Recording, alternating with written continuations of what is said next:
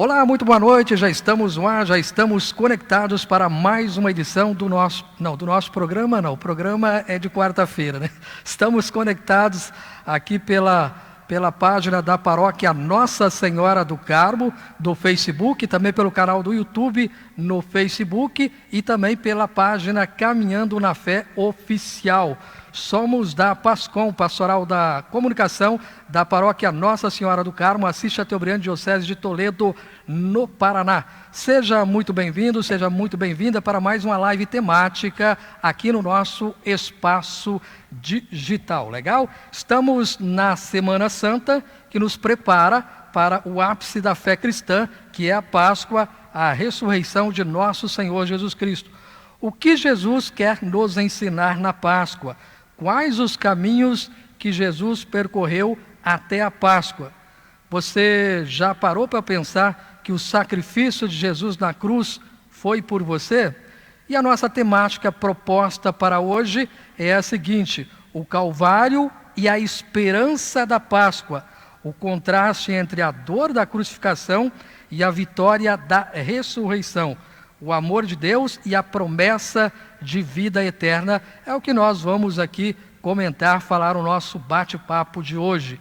E para isso, aliás, eu lembro você que você também pode participar com a gente, interagindo, deixando o seu boa noite, deixando a sua pergunta, a sua curiosidade, nos ajudando a fazer a nossa live de hoje. Legal? Combinado? Então tá bom. E para isso, já estamos aqui com o padre Lucimar Castellani e também o padre Milton, que vai aí nos ajudar a fazer a live de hoje. Primeiramente, padre, muito boa noite, seja muito bem-vindo. Boa noite a todos, caros amigos que nos acompanham pelas redes sociais da Paróquia Nossa Senhora do Carmo, os que estão mais distantes e conosco hoje partilham deste momento. Bugiga, que vai conduzir o nosso diálogo, o nosso bate-papo. Já estamos em plena Semana Santa, hoje segunda-feira, então com certeza temos muito a pensar, refletir e levar o nosso pensamento a Deus através da nossa reflexão. Padre Milton, muito boa noite, seja bem-vindo, Padre Milton. Boa noite a todos os ouvintes que participam conosco. Hoje eu estou meio afônico aí, né? Então, quem vai falar mais vai ser o Padre Lucimar.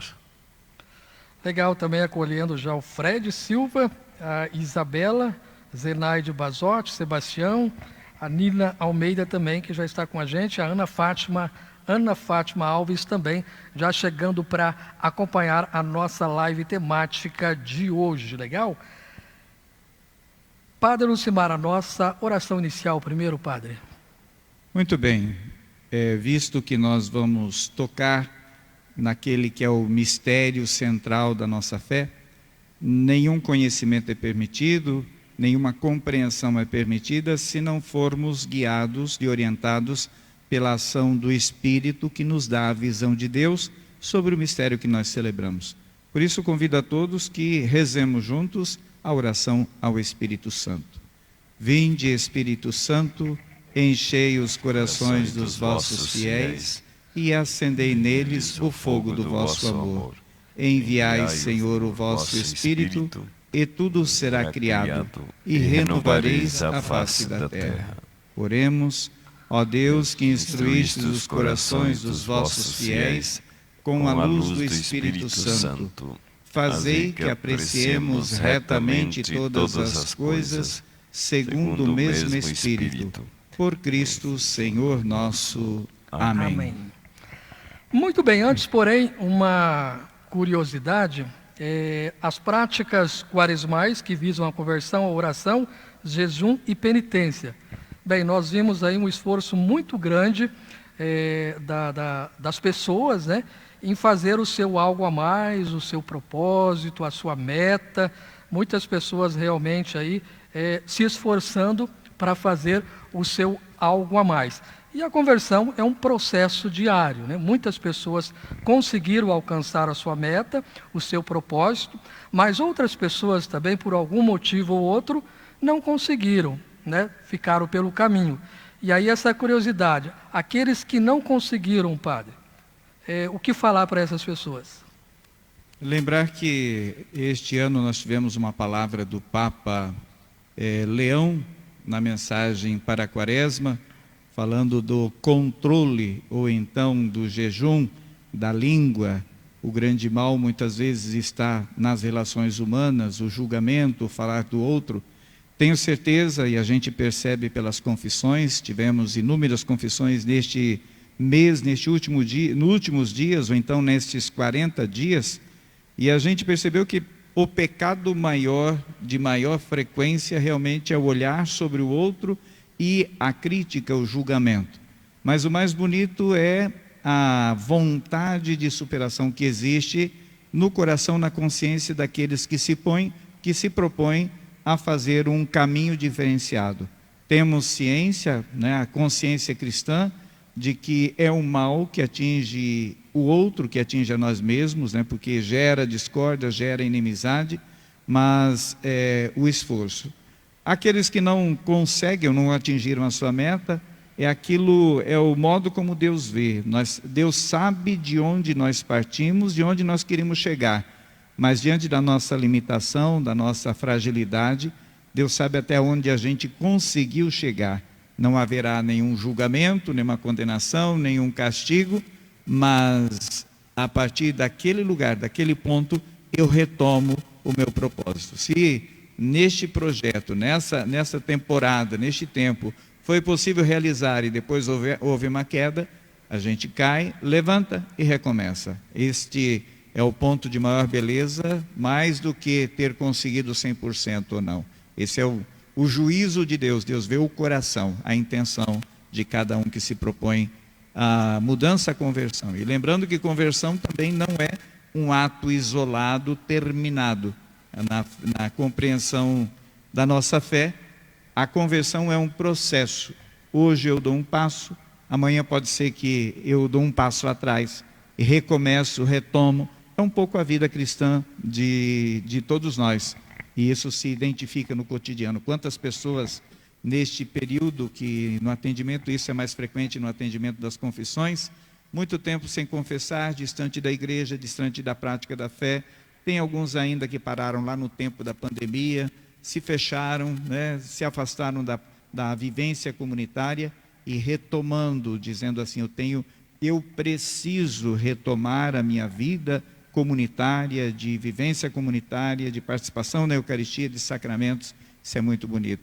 E esse é um privilégio que nós padres temos, de na escuta das confissões perceber esta repercussão e este retorno das pessoas. Esse é o caminho, Padre Milton?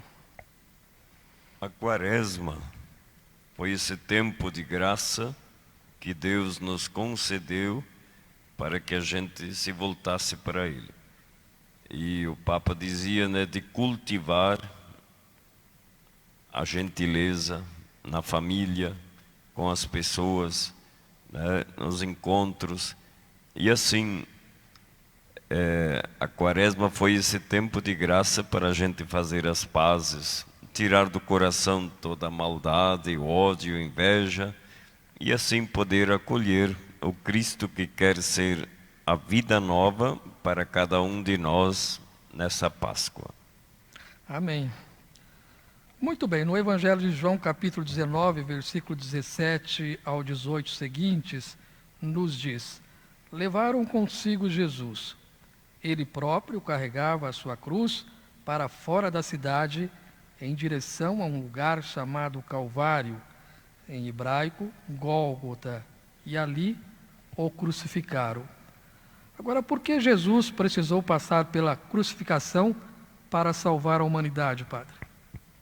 Bem, primeiro que você sugere que a cruz seja vista com os olhos de São João.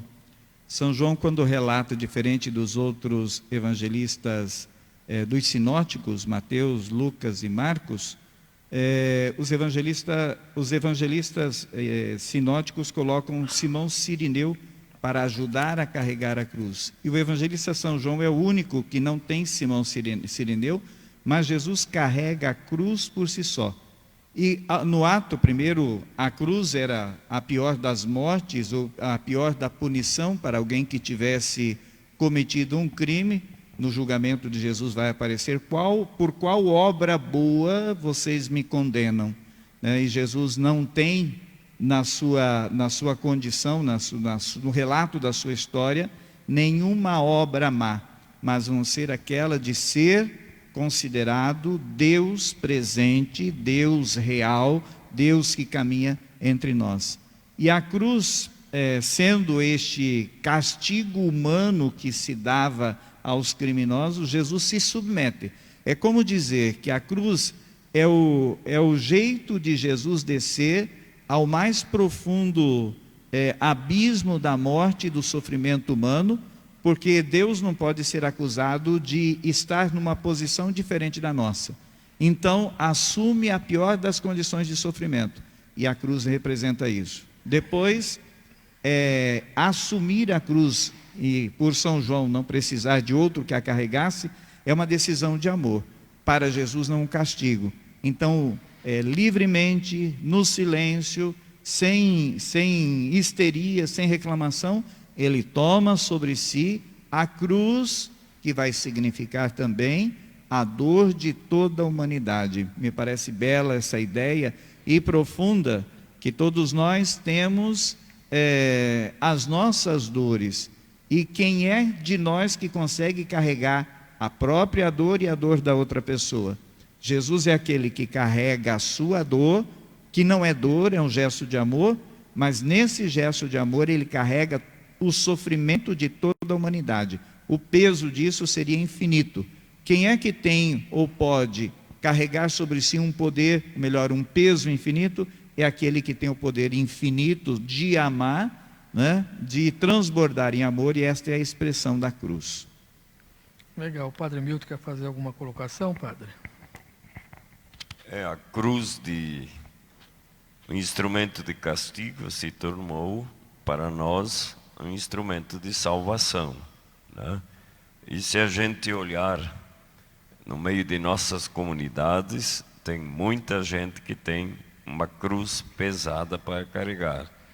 A doença, né? E tantas outras situações em que, sem a graça de Deus, essa cruz não seria possível carregar. Por isso, Jesus é então esse que dá força para aquele que sofre. Muito bem, vamos falar um pouco de Judas, né?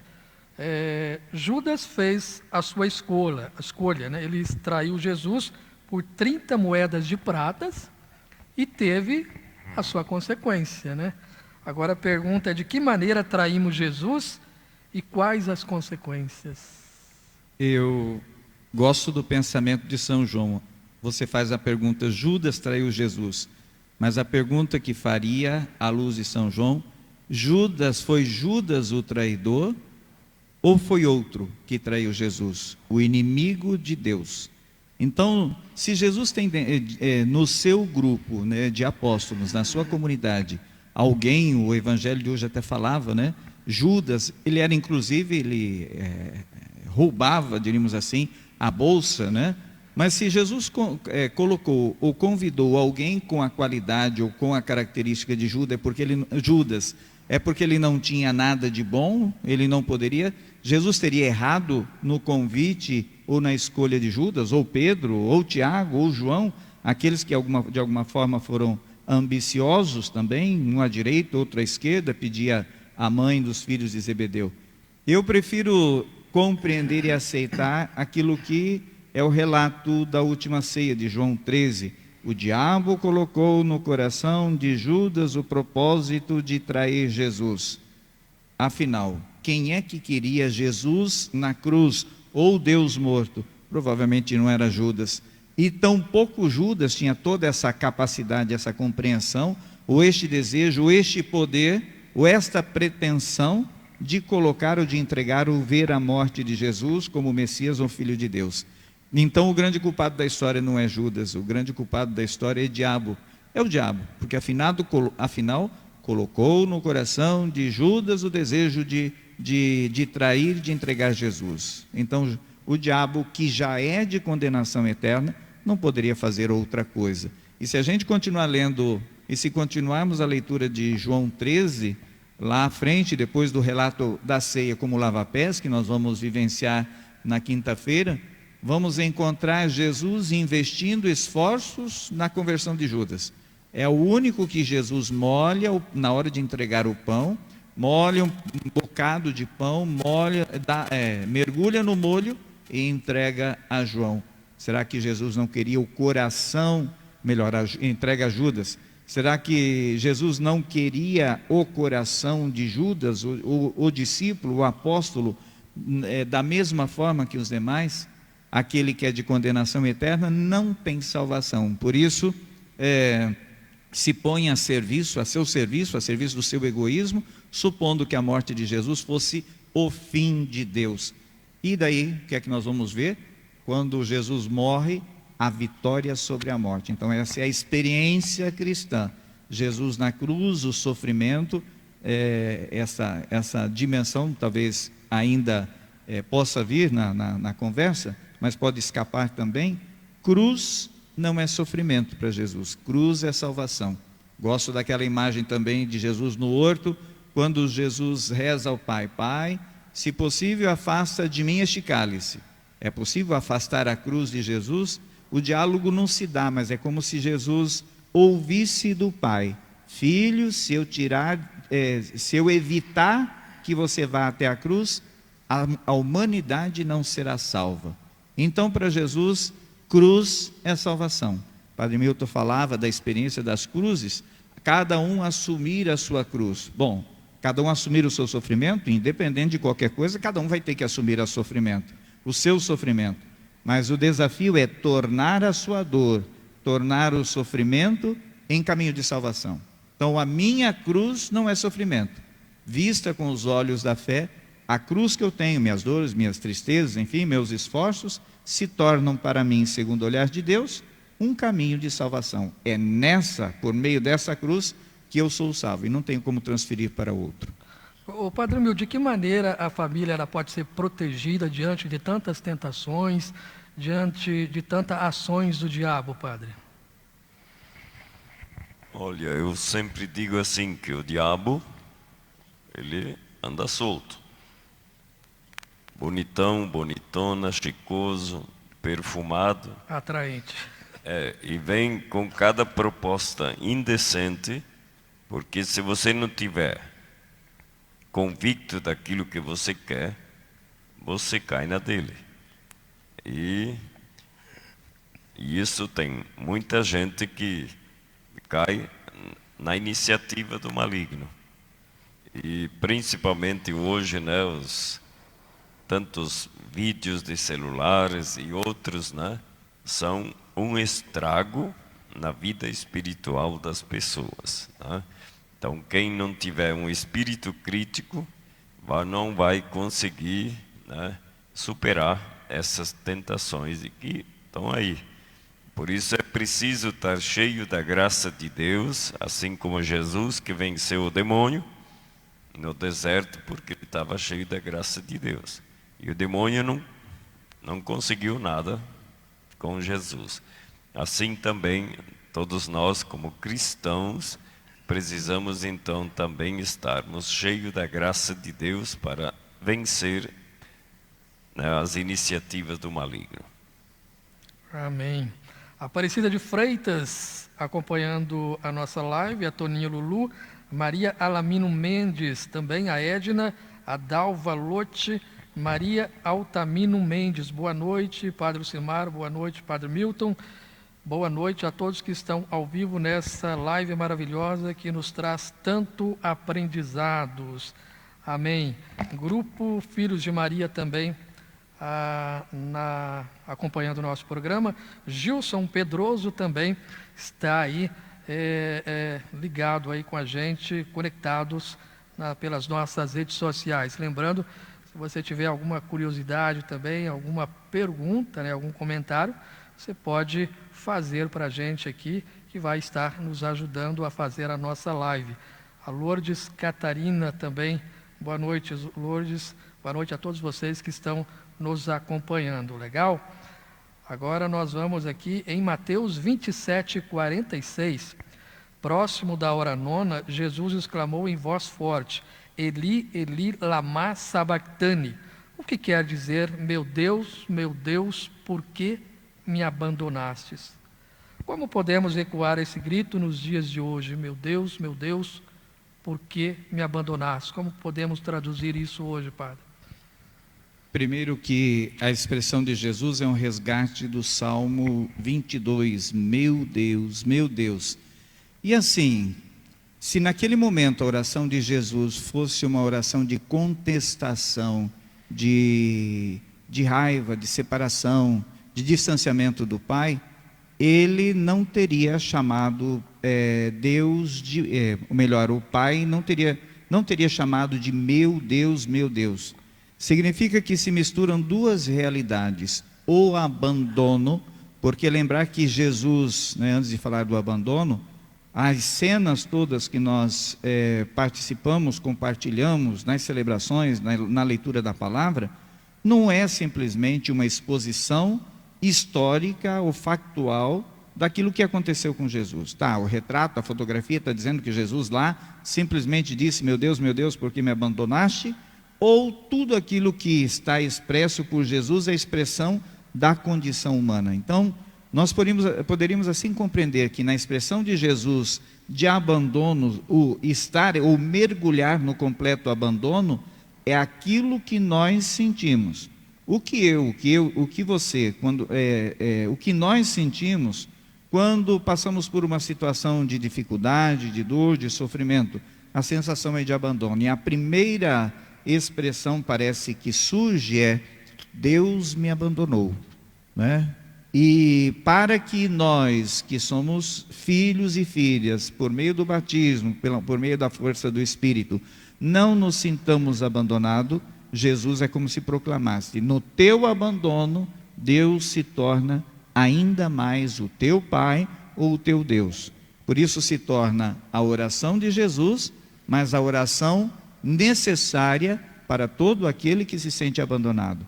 Jesus, como filho, certo do amor do Pai, estaria simplesmente se sentindo abandonado por meio desta oração?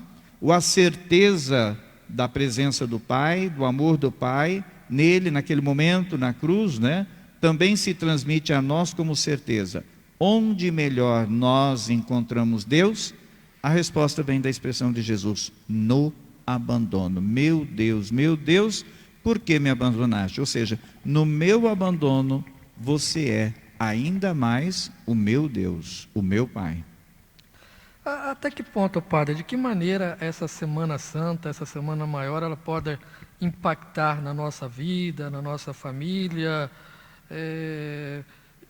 Qual o sentimento que nós devemos ter nessa Semana Santa, uma semana tão intensa, Eu diria assim, os nossos eu gosto do jogo de imagens que se cria em nós por ocasião da experiência de fé e da Semana Santa.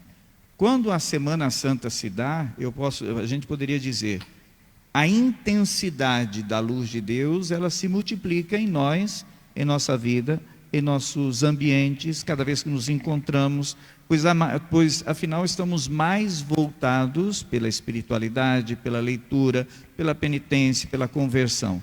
E com isso, a ação de Deus, a luz de Deus revela o lugar em que nós estamos, a condição em que nós estamos, a nossa condição de santidade, mas também a nossa condição de pecado.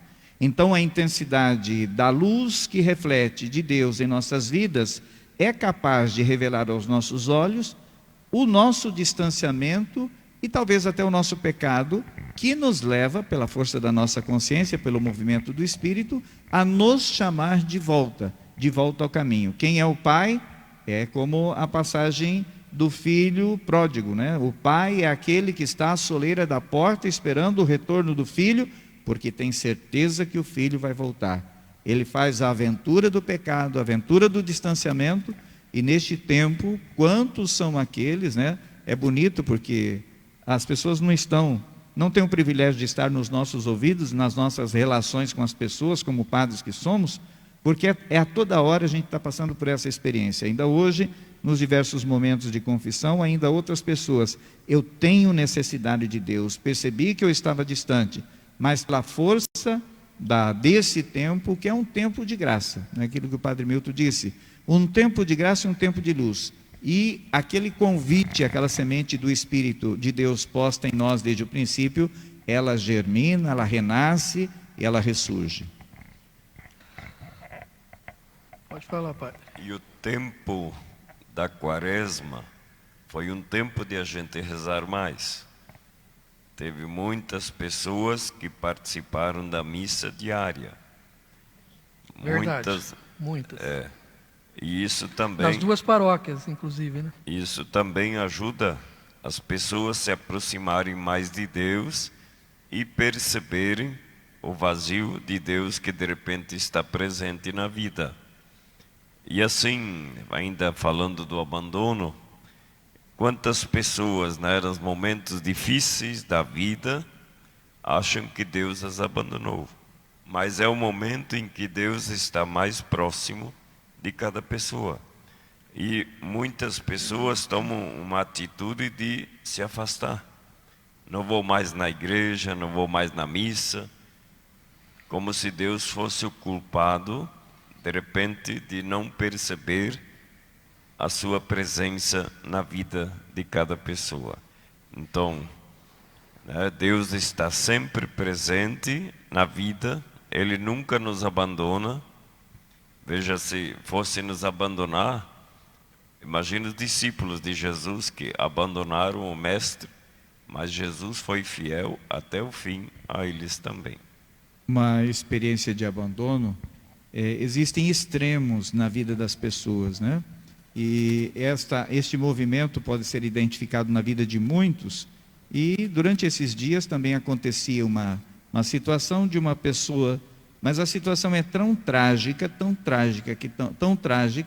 ela não podendo saber se ao chegar em casa, o marido não teria matado o filho não teria matado o pai, ou seja, a vontade é não retornar. A pergunta que a gente faz é, o dia em que eu não sei se fico vivo, como é que eu faço?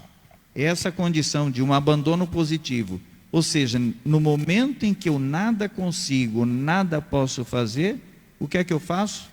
Como uma criança, eu me jogo nos braços do Pai, ou seja, vivo ou morto, é quase assim, essa é a tragédia humana.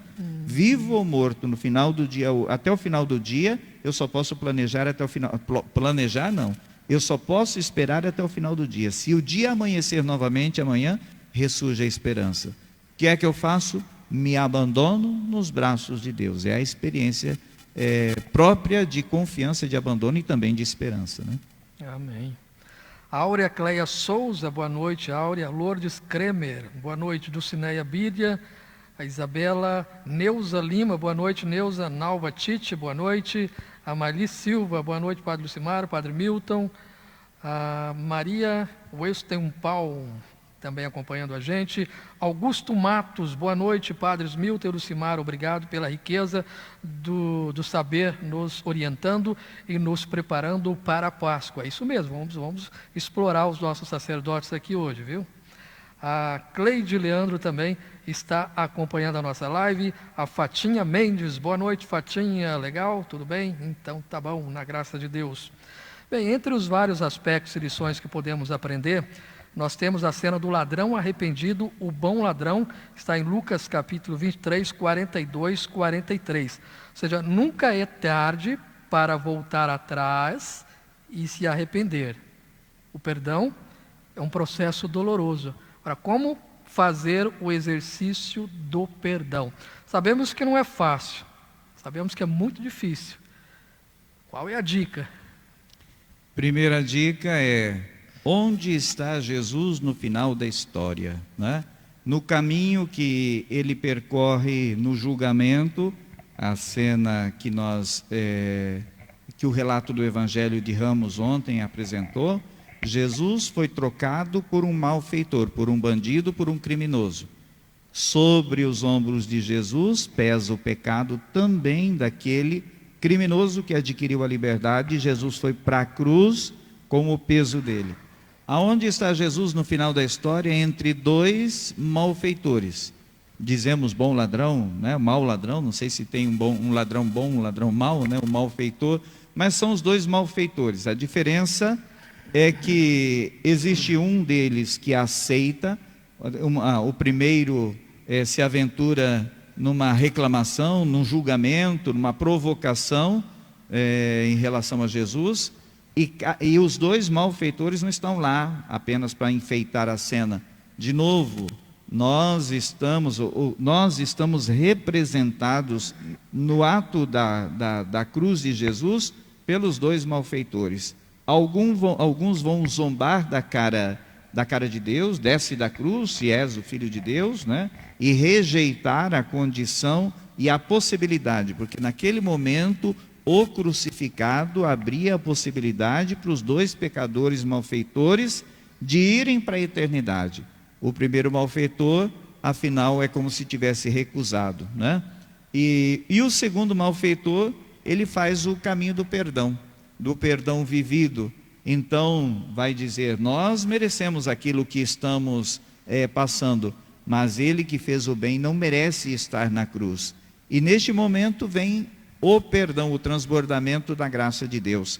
Ainda hoje estarás comigo no paraíso. Esta é a meta, esta é a meta, estar com Jesus no paraíso. Então, a cruz se torna a chave. E a misericórdia, a abertura de coração naquele momento do segundo malfeitor, aquele que está do outro lado, lhe dá a condição, o direito, pela graça da misericórdia da cruz de Jesus, de usufruir e de gozar do paraíso naquele momento. Olha que bonita expressão. Não é que amanhã você estará no paraíso, ainda hoje, é instantâneo. Ainda hoje estarás comigo no paraíso, porque o coração bom que Deus fez em você está expresso na tua atitude. Padre Milton, falasse um pouquinho também da experiência do perdão dentro da família. Não é fácil viver, né, Padre? Veja, um dia Pedro pediu a Jesus quantas vezes devo perdoar? Até 7 vezes. E Jesus lhe diz, não te digo 7, mas 70 vezes 7. Ou seja, é preciso estar aberto sempre ao perdão. Muitas vezes não é fácil perdoar, né? Mas é preciso ter presente que o pecado é humano, mas o perdão é divino. Então, que a gente também possa fazer essa experiência, né? E no Evangelho lembra também, quando você estiver com a tua oferta diante do altar e lembrar que teu irmão tem alguma coisa contra você, não você contra ele, né? Deixa a tua oferta, vai te reconciliar e depois volta para fazer a sua oferta. Então veja, muitas vezes nós dizemos assim, ele que me ofendeu, ele que venha pedir perdão.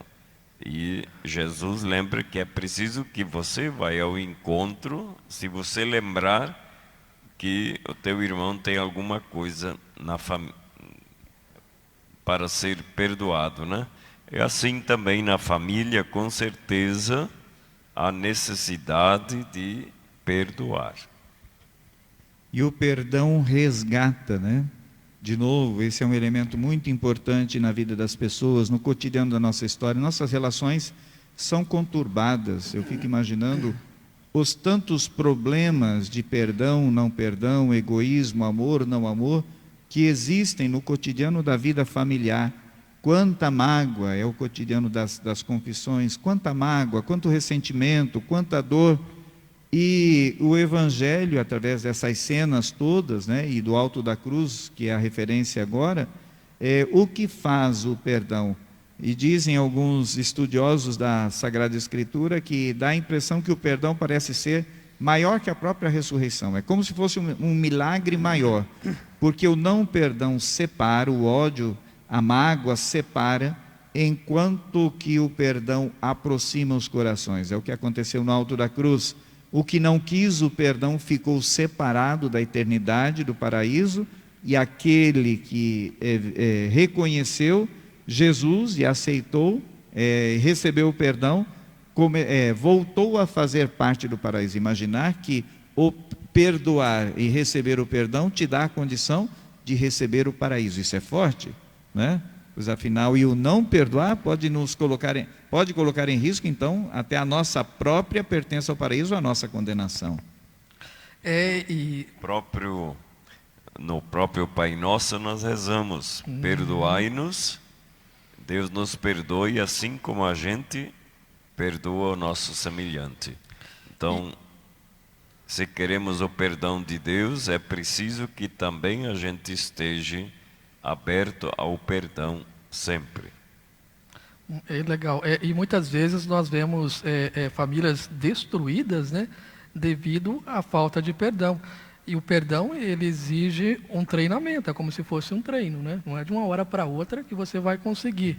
Então, tem que estar com o coração aberto, né, padre? Isso, e o coração aberto, primeiro Deus entra, né, para depois entrar o próximo, porque se perdoar, se o perdão e a misericórdia são as propriedades mais nobres do coração de Deus, para que cheguemos ao perdão, é uma atitude divina. Então, o coração humano aberto para Deus vai chegar à misericórdia e vai chegar ao perdão, e o perdão transforma as relações, faz você ganhar o teu irmão.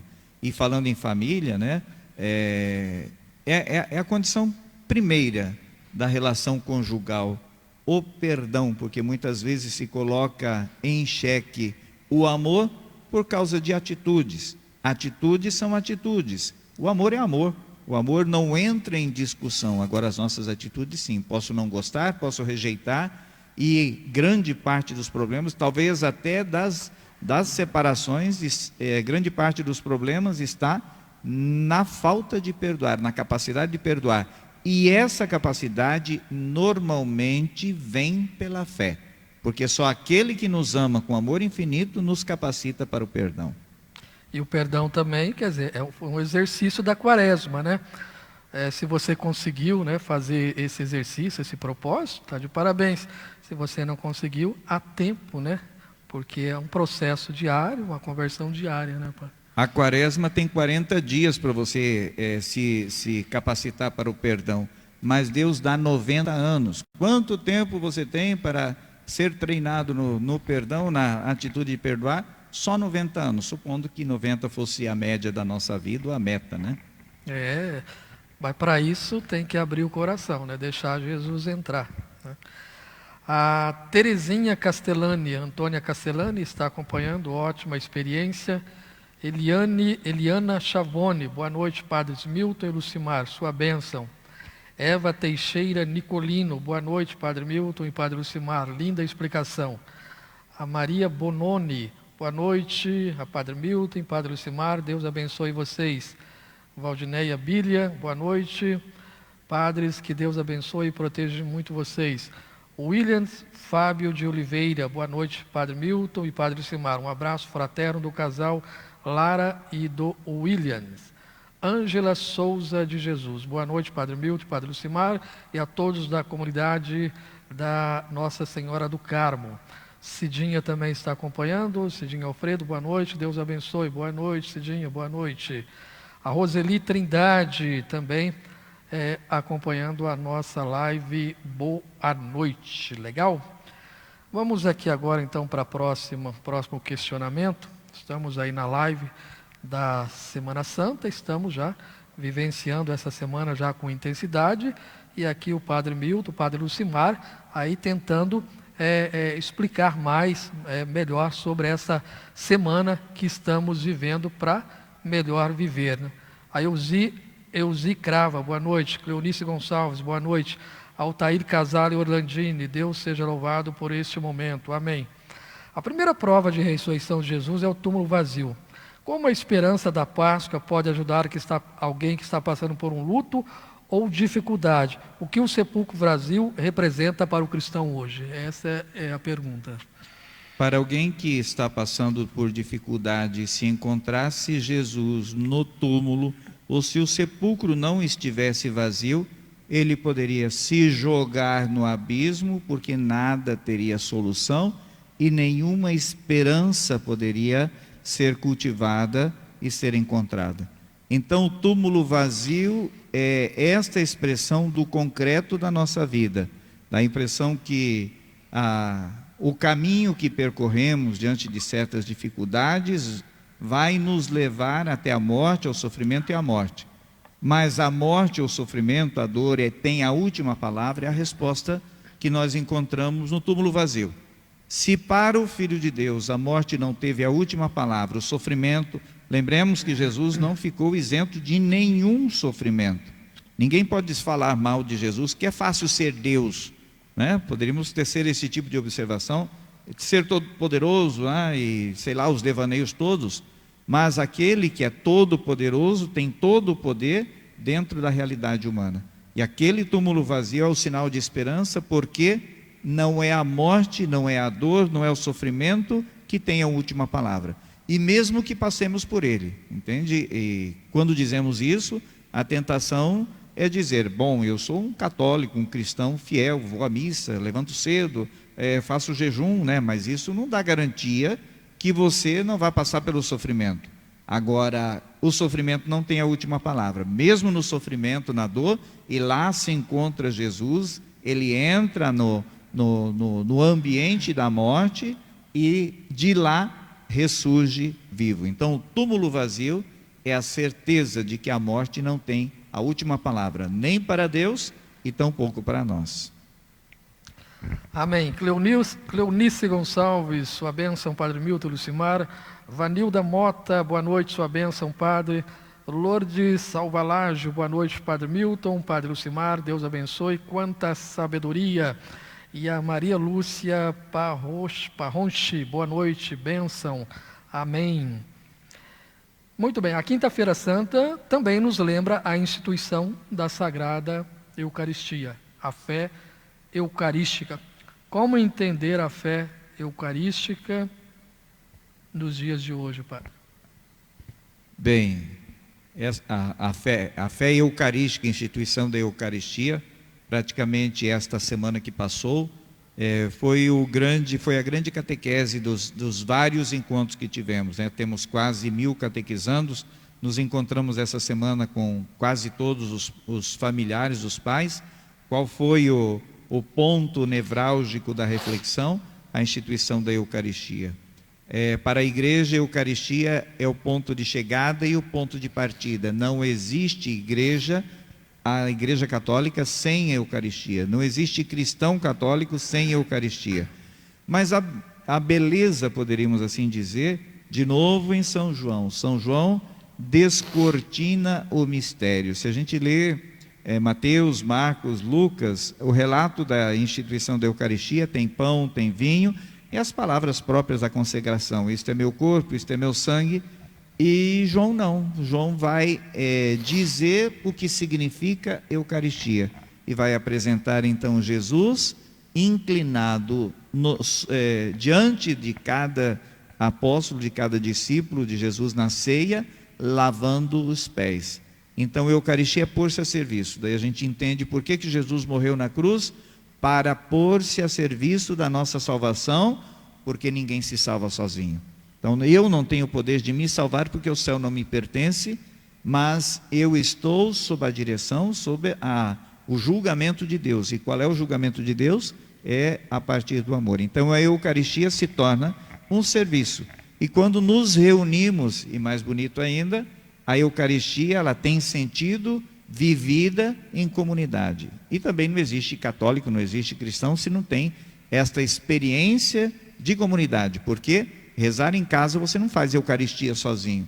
A Eucaristia só é permitido numa ação comum de alguém que preside a Assembleia em nome de Cristo e a Assembleia que participa do mistério que é um serviço à nossa salvação.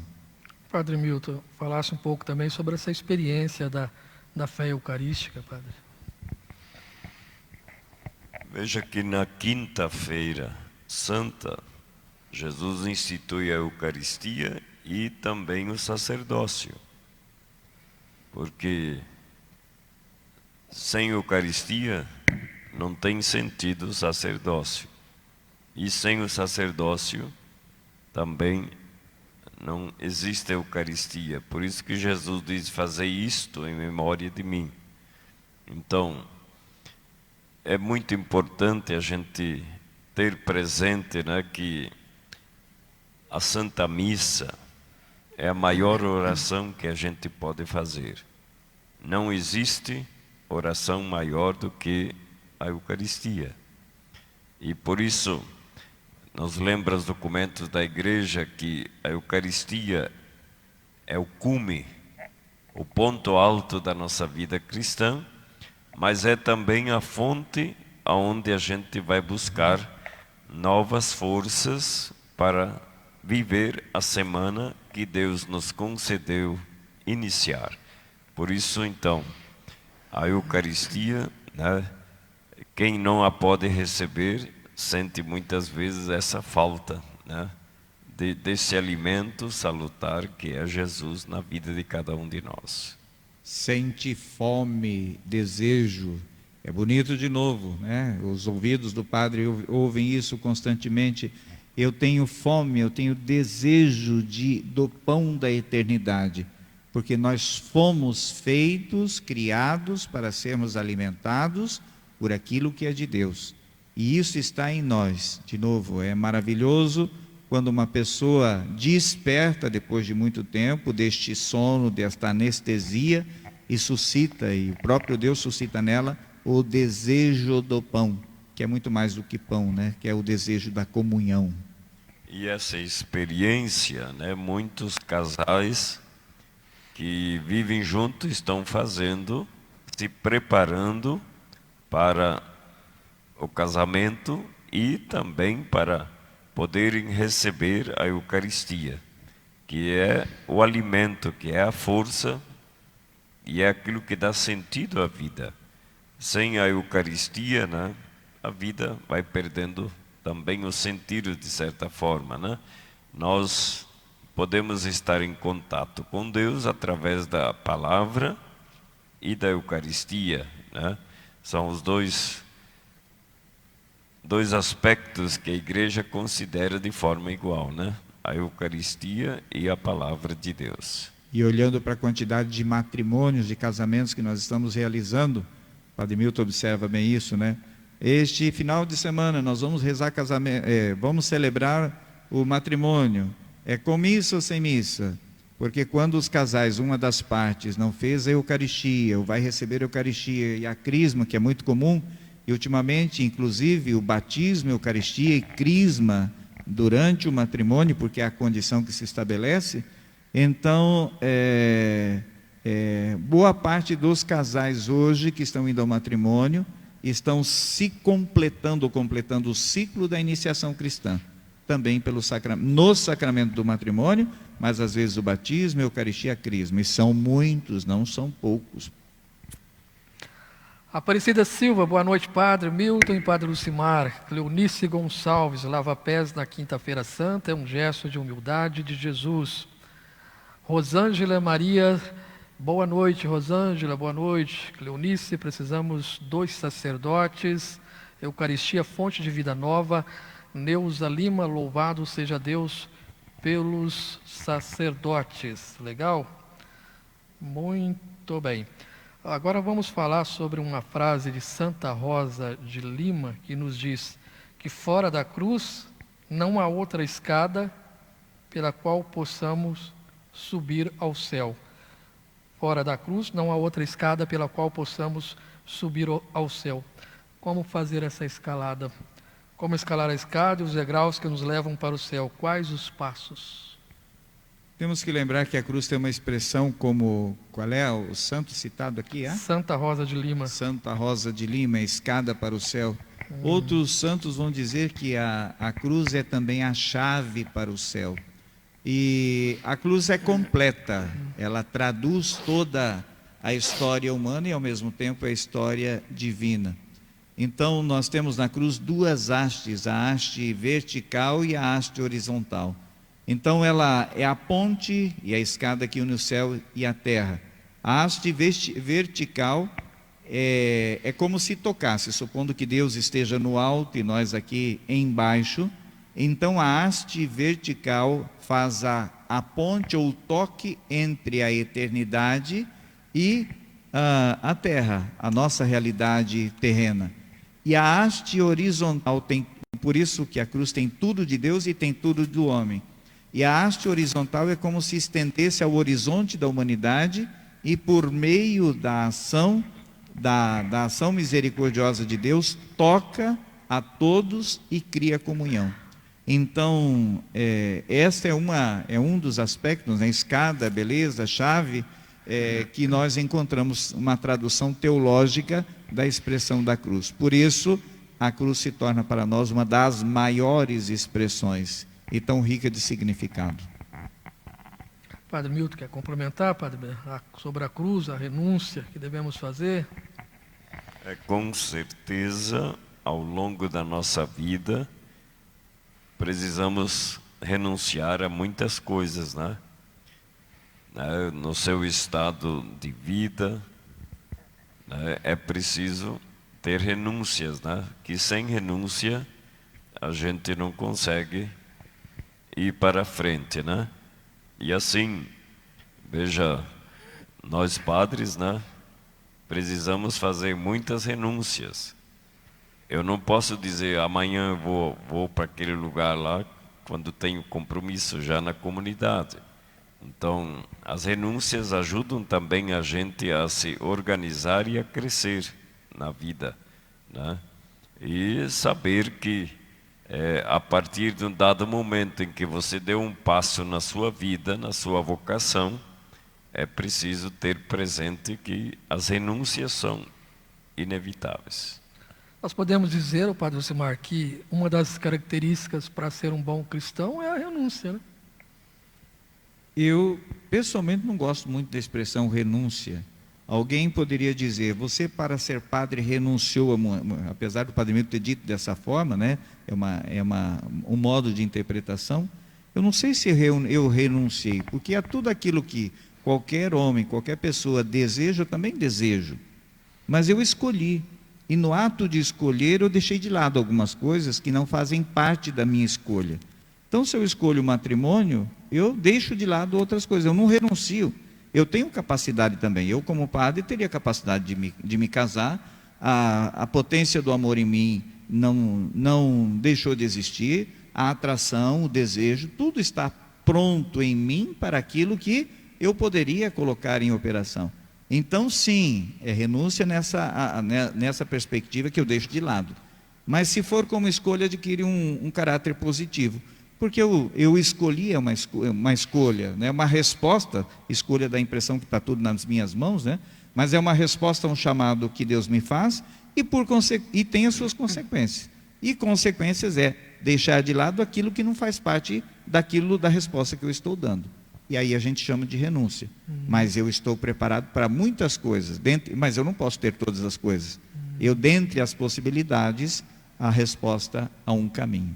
Por isso que a vida é feita de escolhas. Você faz a sua escolha. E tudo tem a sua consequência, né? Dependendo da escolha que você fizer, você tem a sua consequência. Se você escolhe o bem, você vai ser feliz. Se você escolhe o caminho das coisas erradas, você vai sofrer com isso. Judas, né? Fez a escolha dele, né? Exato. A Cleonice Gonçalves, linda explicação da cruz. Maria Dani, boa noite. O meu filho vai se casar com uma menina protestante. E disse que vai ser um casamento ecumênico. Não se é assim que se escreve isso. Existe, nunca tinha ouvido falar isso. Vou repetir isso aqui. Boa noite, o meu filho vai se casar com uma menina protestante. E diz que vai ser um casamento ecumênico. Não se é assim que se escreve isso. Existe, nunca tinha ouvido falar disso. Se chama casamento de mista religião. Supondo que num relacionamento uma das partes seja católica e outra evangélica, e não querem, ou a parte, vou imaginar, evangélica não quer se tornar católica, a igreja faz este casamento chamado, identificado de mista religião. É feito no rito católico para aquele que está professando a fé católica, mas ambos, cada um permanece na sua fé, sem necessariamente obrigatoriamente ser obrigado a professar a fé católica.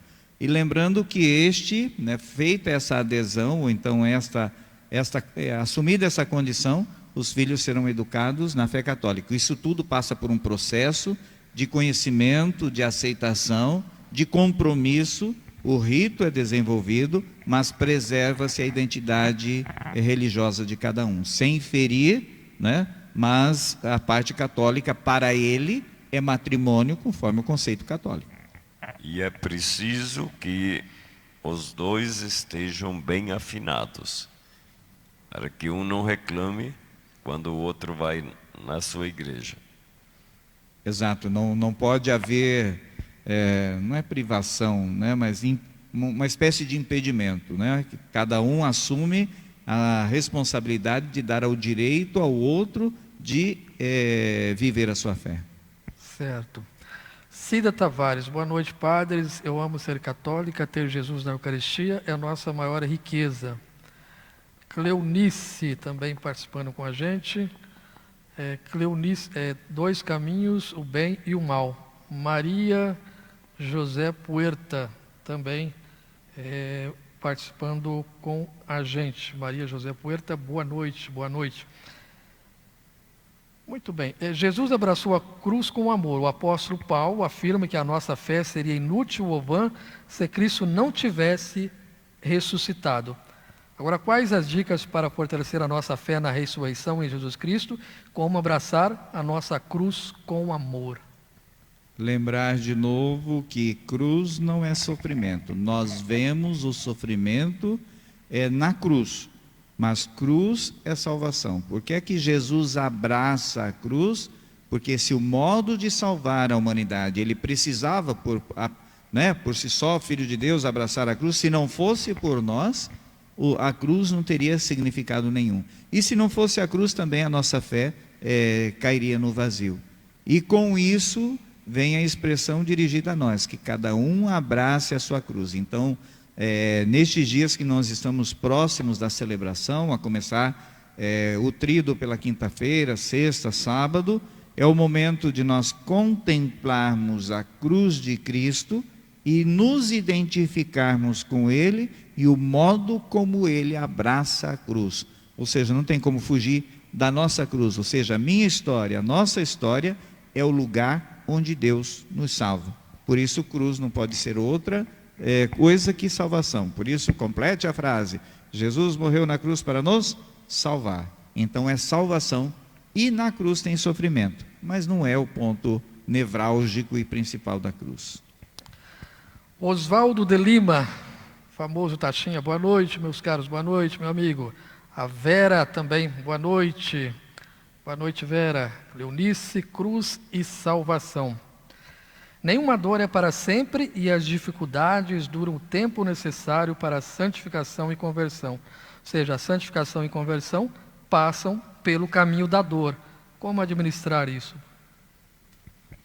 Como administrar o caminho da dor para chegar o quê? A conversão. Nenhuma dor é para sempre, as dificuldades duram o tempo necessário para a santificação e conversão. Ou seja, santificação e conversão passam pelo caminho da dor. Como administrar? Mas é o conceito da vida cristã. Podemos contestar, se não tivermos a visão cristã, eu posso simplesmente contestar a dor, eu posso contestar, posso brigar, posso reprovar, mas a condição humana, ela é repleta de situações de exigência. Nós chamamos de dor, ou chamamos de sofrimento, mas poderia receber outra denominação, outra interpretação. Por que não pode ser só esforço? Por que nós temos que dizer que é sofrimento? Então, que tipo de imagem ou de mentalidade eu tenho acerca da vida? Será que alguém, algum vivente, algum ser humano, pode dizer que a sua vida não tem nenhum esforço, nenhum sofrimento, nenhuma dor? Isso não existe. Esforçar-vos por entrar pela porta estreita. Isso. A porta estreita é a porta que apresenta exigência. E todos nós passamos por isso. Então, dois modos. Ou eu fico reclamando, fico contestando, brigando com Deus, como se Ele tivesse errado na criação, no jeito de fazer as coisas, ou coloco os óculos de Deus sobre a realidade e vejo tudo o que está posto. Isso não é conformismo, isso é tocar a realidade com os olhos de Deus. E vejo isso como uma possibilidade que Deus me dá para ser salvo. Ou assumo dessa forma, ou vou sofrer, vou me lamentar, vou chorar, vou protestar, chegando às vezes ao máximo, que é o suicídio, né? Vou tirar a própria vida. Uma vez que eu vou morrer, eu posso antecipar a morte, né? Se a vida não tem um significado além daquilo que é a própria condição de dor e sofrimento. E às vezes a dor, ela ajuda também a conversão. Imagine alguém que era um à toa na vida, de repente sofre um acidente, se quebra tudo e fica lá em cima de uma cama 3, 4, 5 meses, cheio de ferragens, né?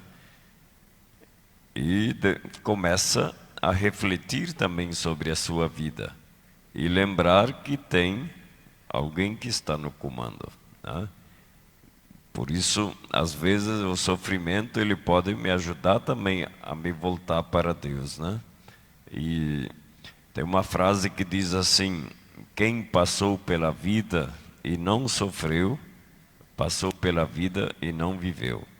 Ou seja, o sofrimento, de alguma forma, faz parte da nossa vida. O padre tocou também num tópico. Muitas pessoas pode ser que tenham se revoltado com o próprio Deus, né? Pela dor. O que dizer numa hora dessa, padre?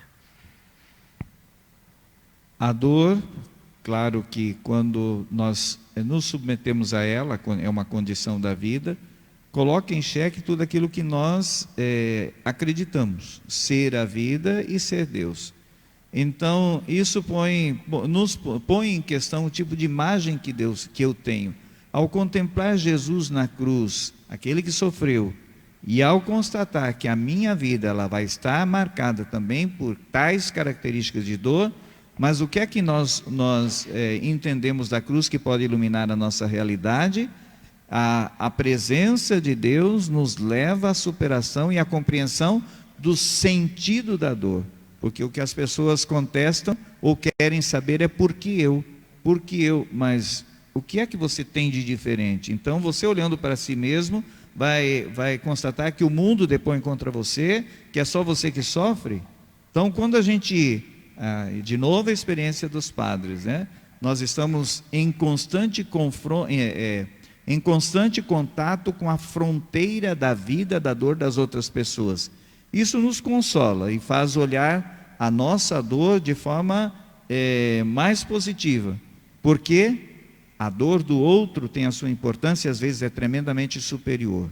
E a dor de Deus, no sofrimento, e qual é a dor de Deus, né? Se é que a gente pode assim perguntar. Talvez o que leva o coração de Deus a sofrer e a sangrar e a chorar é quando algum filho o abandona.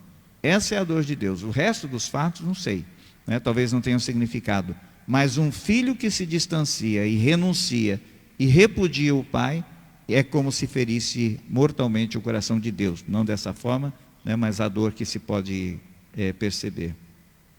Amém. Eusi Gravas, seguimos os passos de Jesus essa semana, que possamos levar nossa cruz até a cruz de Jesus. E a Nina também está lá acompanhando o nosso programa. Separei aqui também umas frases de santos sobre o Calvário e a ressurreição.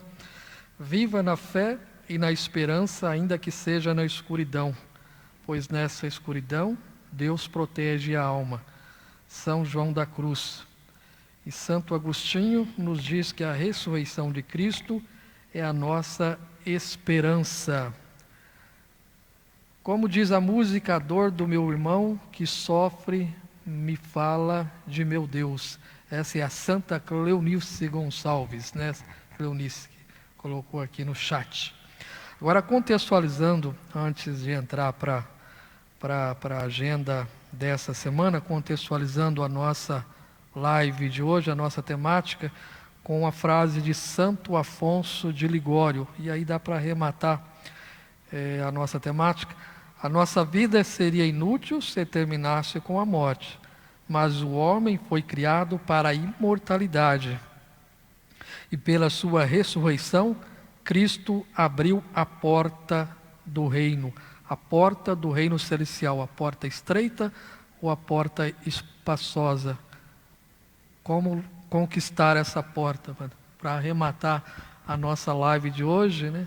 Com a mensagem final aí. Seres de vida eterna é uma expressão bonita e creio que finaliza bem toda essa reflexão, e para iluminar no percurso de toda a encarnação, a presença de Deus na nossa história, o que a gente não pode esquecer que tudo aquilo que Deus toca se torna naquilo que Deus é. Então, a nossa finitude, quando tocada por Deus, o ser eterno e infinito, nós adquirimos a propriedade de Deus, ou nos tornamos eternos como Deus, mas dependentes dele, porque a eternidade não nos pertence. Nós somos seres finitos, mas uma vez tocados, e nós vivemos tocando Deus, né? Imagine a encarnação, no momento do nascimento de Jesus, tomamos Jesus nas mãos. Depois lá o Simeão no templo, né? E a profetisa Ana. Depois, no final, Jesus morto, o corpo de Jesus nas mãos. E depois a Eucaristia, o gesto eucarístico, tomamos Jesus nas mãos, ou seja, esse toque, essa presença da realidade divina, né, se torna para nós a abertura das portas da eternidade. Sim, a porta é estreita, podemos dizer dessa forma, porque exige disciplina, esforço, mas qual é o esforço? Deus tortura o ser humano para entrar pela porta estreita, ou a porta estreita é a vivência do amor que é exigente? Então o amor exigente como o amor de Deus se torna uma porta estreita, mas para mim as portas são largas, né? Porque afinal o coração de Deus alarga a porta da eternidade, porque no final da história todo o esforço que fizermos não nos dará o direito de entrar, dependeremos da largueza e da grandeza do coração misericordioso do Pai, que abre as portas, mas é dom, é graça, ninguém conquista por mérito próprio. Padre Milton, uma mensagem final. Mais uma vez, né, aqui aparecem as escolhas. De acordo com as escolhas que a gente faz ao longo da vida, a gente vai entrar pela porta estreita ou pela larga, né? E Jesus no Evangelho diz assim: aquele que crê em mim, ainda que esteja morto, viverá. Essa frase está sempre presente nos velórios, né?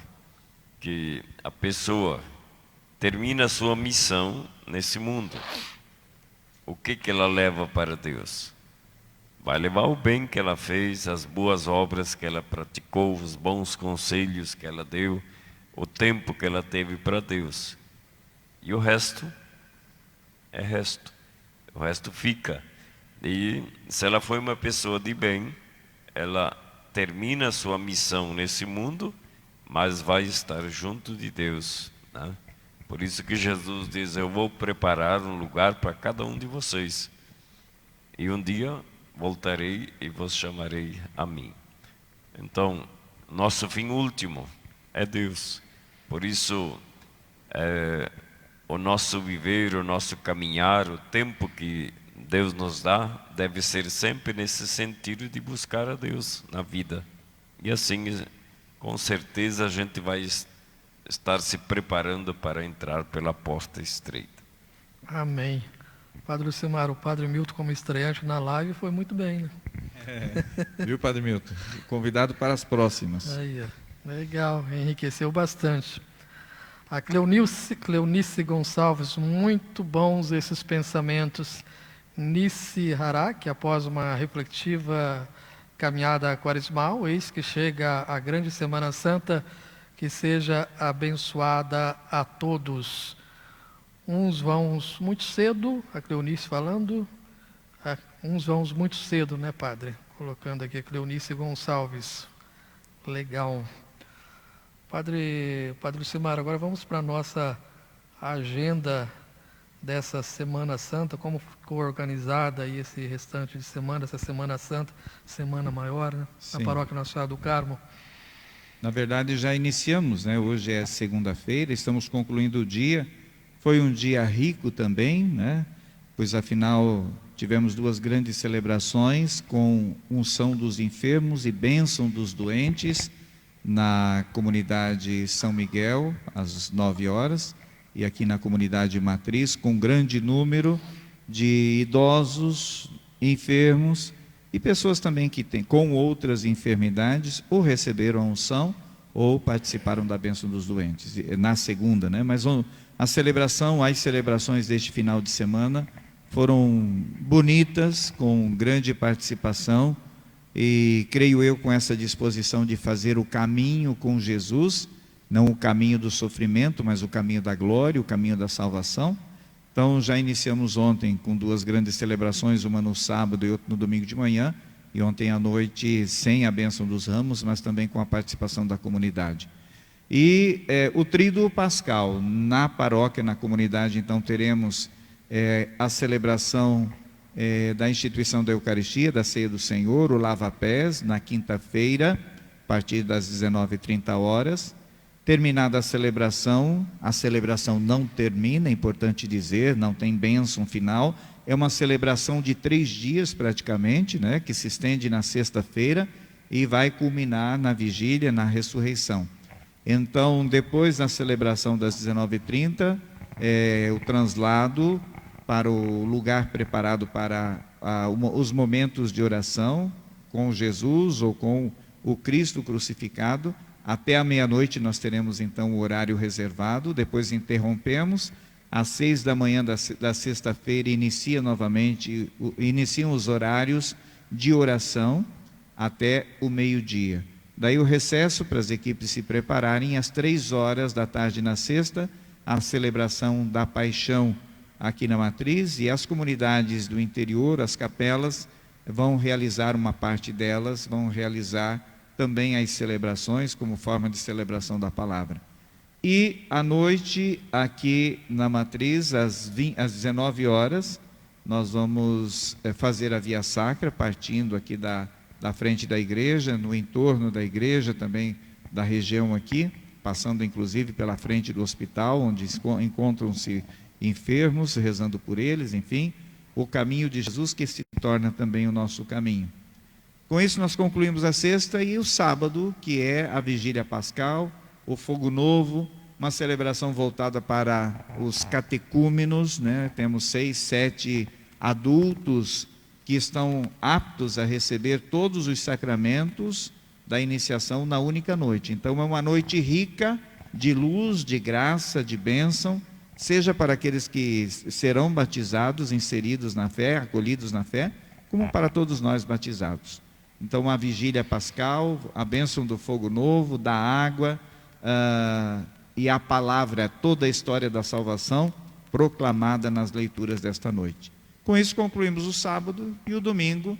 Teremos 2 comunidades com missa às 6 horas da manhã, que gostam de fazer de madrugadinha, né? Quando o sol ainda não raiou, vão conferir se o túmulo a pedra está removida e se Jesus está no túmulo ainda na madrugada, que é a comunidade São Miguel e Alto Alegre, né? Vão celebrar às 6 horas da manhã.